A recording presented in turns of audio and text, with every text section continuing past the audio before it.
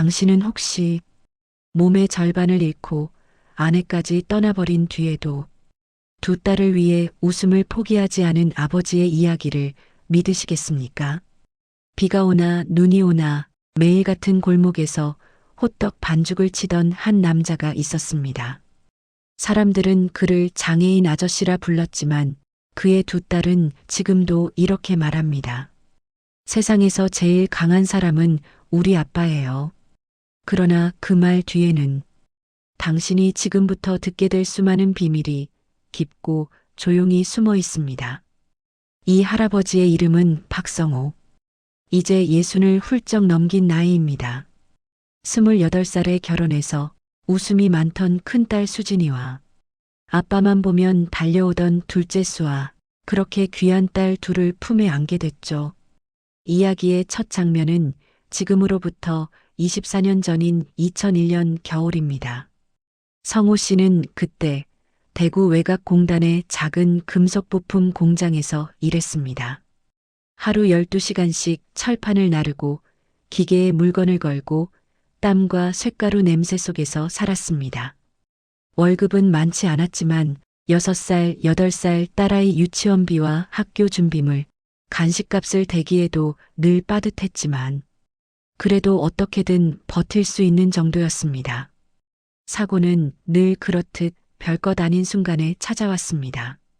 비가 오던 11월 어느 날 트럭에서 철판을 내리다가 발이 미끄러지며 한 번 휘청 그리고 그대로 아래로 쿵 몸이 떨어지는 소리보다 먼저 허리와 다리에서 부서지는 느낌이 올라왔습니다. 왼쪽 다리는 감각이 둔해졌고 왼팔은 제대로 힘이 들어가지 않았습니다. 병원에서는 척추 압박 골절이라는 진단이 내려졌습니다. 당분간 걷기는 어렵습니다. 재활을 해도 예전처럼 일하기는 힘드실 거예요. 가장이라는 말이 그날 병실 천장보다 더 무겁게 내려앉았습니다. 재활병동의 겨울은 유난히도 길었습니다. 손에 쥐어진 건 휠체어와 목발, 그리고 장애 3급 판정서 한 장. 보상금이 들어오긴 했지만 그 돈 대부분은 밀린 카드값과 여기저기 빌려 쓴 생활비를 갚는 데 쓰였습니다. 그리고 어느 날 아내가 조용히 말했습니다. 여보, 미안해. 나 이제는 자신이 없어. 그 말은 부탁이라기보다 이미 정해진 통보에 가까웠습니다. 며칠 뒤 현관 앞에 남아있던 건 작은 신발 2켤레와 내 신발 1켤레, 그리고 6살과 8살짜리 딸 둘뿐이었습니다. 그날 밤 성호 씨는 처음으로 딸들에게 거짓말을 했습니다. 엄마는 몸이 좀 안 좋으셔서 외갓집에 가 계시는 거야. 우리 셋이서 조금만 더 힘내보자. 응? 눈치 빠른 큰딸은 그 말이 거짓이라는 걸 어렴풋이 알고 있었지만 그래도 아무 말도 하지 않았습니다.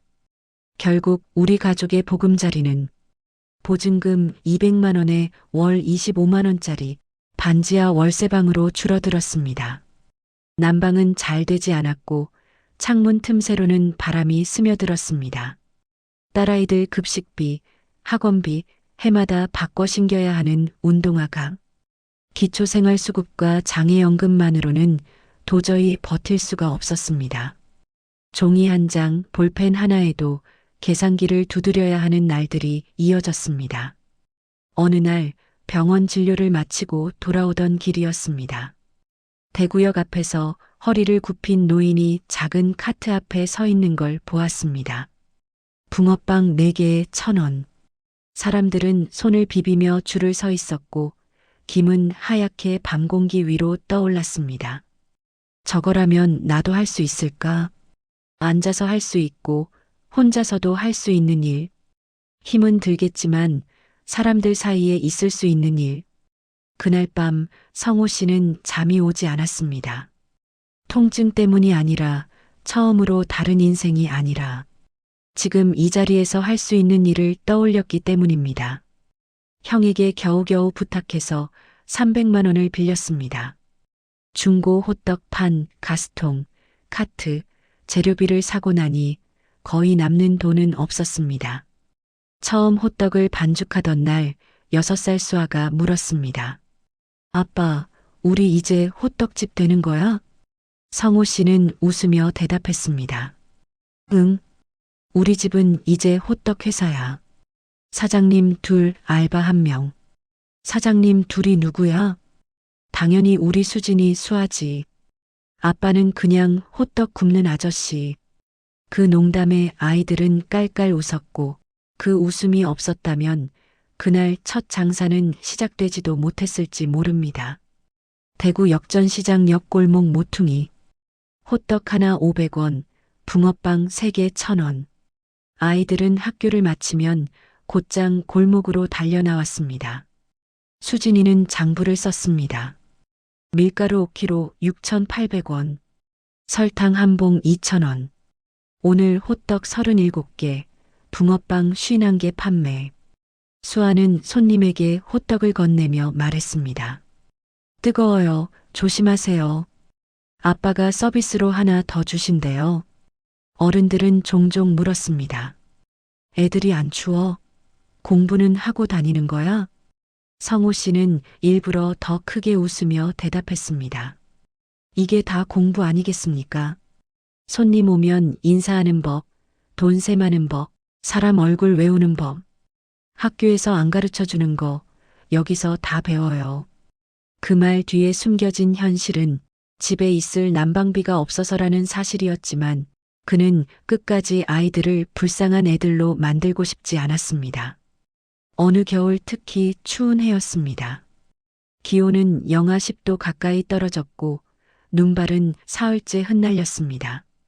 손님은 줄어들었고 팔리지 않은 붕어빵은 식어갔습니다. 그날 저녁 성호 씨는 갑자기 허리에 날카로운 통증이 치고 올라오는 걸 느꼈습니다. 왼쪽 다리가 저리며 힘이 빠져 그대로 주저앉았습니다. 아빠. 수진이가 소리를 질렀고 수아는 울먹이며 119에 전화를 걸었습니다. 그렇게 겨울 골목에서의 밤은 병원 응급실의 불빛으로 이어졌습니다. 다행히 큰 이상은 아니었지만 의사는 한동안 무리한 움직임을 피해달라고 했습니다. 얼마나 한동안인데요? 적어도 한 달은 장사 접으셔야죠. 안 그러면 정말로 못 일어나실 수 있습니다. 한 달 동안 장사를 쉬면 월세와 공과금, 아이들 급식비는 어떻게 할까? 머릿속에서 숫자들이 뒤엉켰습니다. 그날 밤 아이들은 형네 집에 잠시 맡겨졌습니다. 성호 씨는 병실 천장을 보며 처음으로 내가 아이들한테 집만 되는 건 아닐까라는 생각을 했습니다. 며칠 뒤 퇴원해서 집으로 돌아온 날이었습니다.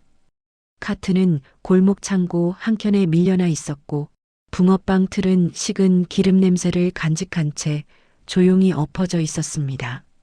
성호 씨는 왼손으로 겨우 그 틀을 들춰보았습니다. 그리고 그 안에서 구겨진 공책 한 권을 발견했습니다. 둘째 수아의 수학 공책이었습니다. 마지막 장을 넘기자 숫자가 아니라 서툰 글씨들이 적혀 있었습니다. 아빠 다리 돈 모으는 날 디데이 348. 오늘 호떡 25개, 붕어빵 42개. 돈만 3,000원. 아빠 다리 돈 통장에 5,000원 넣었음.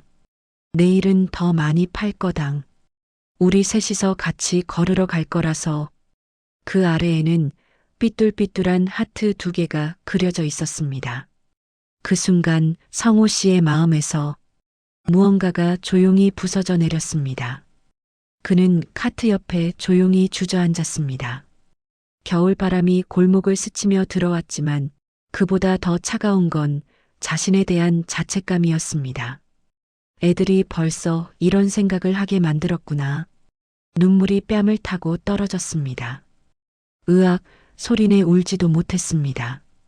혹시 골목을 지나가는 누가 볼까봐 그저 입술만 깨물고 어깨만 천천히 떨었습니다. 그 겨울 이후로도 삶은 좀처럼 나아지지 않았습니다. 그래도 이상하게 무너지지도 않았습니다. 아이들은 커갔고 붕어빵 카트는 계절마다 자리를 옮겨 다녔습니다. 겨울엔 붕어빵, 봄엔 토스트, 여름엔 아이스크림과 옥수수, 가을엔 군밤과 군고구마. 학교 행사 날이면 친구들이 수진이에게 물었습니다. 야, 너네 아빠 오늘도 학교 앞에서 호떡 팔아? 그 말에 수진이는 어깨를 펴고 대답했습니다. 응, 우리 아빠 호떡. 사람들이 줄 서서 사 먹어. 선생님들도 맨날 사 먹어. 그 말이 사실이든 아니든 그 당당함이 성호 씨에게는 세상 어떤 말보다 큰 위로였습니다. 시간은 흘러 아이들은 20살을 넘겼습니다. 수진이는 카페에서 아르바이트를 하다가 바리스타 자격증을 땄고 수아는 병원에서 간호조무사로 일하게 됐습니다. 그러던 어느 벚꽃 향이 흩날리던 봄날이었습니다. 60번째 생일이 막 지났을 무렵 두 딸이 아버지의 손을 잡고 조용한 골목 안으로 조심스레 이끌었습니다. 아빠, 눈 감고 와야 돼. 절대 뜨면 안 돼. 목발을 짚은 채 천천히 걸으며 성호 씨는 이 골목이 어디인지 어렴풋이 짐작할 수 있었습니다.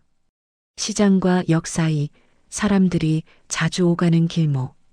이제 떠도는 거 말고 한자리에서 편하게 굽게 해주고 싶었어.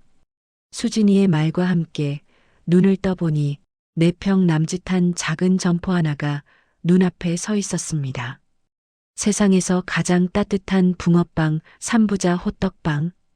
유리문에는 이렇게 적혀 있었습니다. 3부자? 아들 셋이 하는 가게도 아닌데? 성호 씨가 웃으며 묻자 수아가 장난스럽게 말했습니다. 아니, 우리 셋이니까 3부자야. 아빠 1명, 딸 2. 셋 다 주인님이니까. 셋 다 같이 부자 되라는 뜻으로. 가게 안으로 들어가자 유리 진열대 한쪽에 낡은 붕어빵 틀 하나가 세워져 있었습니다. 손잡이는 달아 반짝였고 옆면에는 깊게 긁힌 흠집이 여러 개 나 있었습니다. 이건 그때 성호 씨가 말을 잇지 못하자 수진이가 대신 말했습니다. 응, 그 공책 있었던 카트에 있던 그 틀이야. 아빠가 던져버릴까봐 우리가 몰래 챙겨놨어. 그리고 작은 팻말 하나가 그 앞에 놓여 있었습니다. 우리 가족이 다시 일어나기 시작한 자리의 증인. 그 문장을 읽는 순간 성호 씨는 또 한 번 조용히 무너졌습니다. 이번에는 자책이 아니라 감사 때문에, 미안함이 아니라 버텨온 세월이 헛되지 않았다는 안도감 때문에. 아이들이 차려준 의자에 앉아 그는 천천히 붕어빵 반죽을 틀에 부었습니다. 여전히 왼손은 마음대로 움직이지 않았지만 손이 덜덜 떨려도 아이들이 옆에서 받쳐주었습니다. 아빠, 이제 여기선 비 맞을 일도 없고 단속 나올 일도 없어. 우리 셋이서 겨울마다 아니 사계절 내내 사람들한테 따뜻한 것 좀 팔아보자. 가게 문을 연 첫날 골목에서 그들을 지켜보던 노점상 이웃들이 하나둘 찾아왔습니다. 이야, 드디어 자리 잡았네. 그동안 고생 많았다, 진짜. 저기 붕어빵은 사흘 굶은 사람도 웃게 하는 맛이라니까요. 그 말에 성호 씨는 살며시 웃었습니다. 그리고 속으로 아주 작은 기도를 하나 했습니다.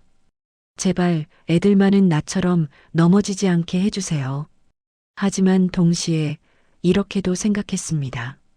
설령 넘어지더라도 이 아이들은 다시 일어나는 법을 이미 알고 있다. 넘어지는 법을 배우기 전에 다시 서는 법을 먼저 배워버린 아이들. 그 아이들에게 부끄럽지 않은 아버지가 되기 위해 그는 오늘도 붕어빵 틀을 달구고 있습니다. 당신은 어떠신가요? 갑자기 삶이 바뀐 어느 날 당신 곁에 있던 사람들이 하나둘 떠나버린 적이 있으신가요? 후천성 장애, 사업 실패, 예상치 못한 이별. 어떤 이름으로 불리든 그 모든 건 우리 인생의 한겨울과도 같습니다. 하지만 이 할아버지의 이야기는 한겨울 골목에서도 웃음을 포기하지 않은 사람의 기록입니다. 아이들을 불쌍하게 만들지 않기 위해 스스로를 농담의 대상으로 세워버린 아버지. 그가 오늘도 붕어빵을 건네며 웃는 이유는 아마 이 말 한마디로 충분할지도 모릅니다.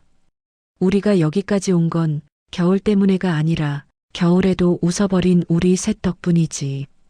혹시 지금 당신의 인생도 차가운 골목에서 붕어빵을 굽는 기분이라면 조금만 더 오늘 하루만이라도 웃음을 놓지 않고 버텨보시겠어요? 언젠가 당신 곁에도 낡은 붕어빵 틀 같은 상징 하나가 남을지 모릅니다. 그때도 나는 포기하지 않았다고 말해주는 작은 증거 하나가요. 하루의 끝, 마음이 머무는 그 시간. 이 이야기가 당신의 마음에 아주 작은 온기 하나로 남아 있었으면 좋겠습니다. 오늘 당신의 마음에도 작은 온기가 머무르기를 바랍니다. 다음 노을 아래에서 다시 만나겠습니다.